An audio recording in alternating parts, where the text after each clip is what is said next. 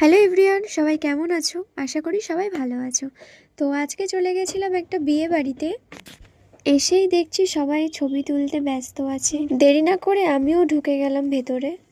ডেকোরেশনটা এতটাই সুন্দর করেছিল, খুব ভালোই লাগছিল দেখতে। তো দেরি কিসের, চলো ফুচকা খাওয়া যাক। বিয়ে বাড়িতে এসছি আর স্টলে ফুচকা খাবো না, এটা কখনো হতে পারে? তারপরে নিয়ে নিলাম একটা বেবিকর্ন। প্রত্যেকটা জিনিসই খেতে ভালো ছিল।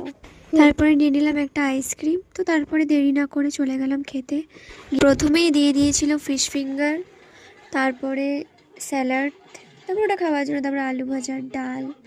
আমি আলু ভাজা ডালটা দিয়ে খেতে ভালোবাসি। তারপর রাইসটা নিলাম। রাইসের পরে চলে আসবে এবার স্পেশাল যেটা, সেটা হচ্ছে মাটন, যেটা আমি খুব ভালো খাই। আর আমার ভাই খাচ্ছে, দেখেছো? আমার মাসির মেয়ে হচ্ছে মাটন খায় না, ও চিকেন খায়। তো ওকে দেখেই দেখেই এইভাবে খাচ্ছিল। তো আমরাও খাওয়া শুরু করে দিলাম। তারপরে শেষ পাতে চলে এলো চাটনি, পাঁপড়, মিষ্টি। টাটা।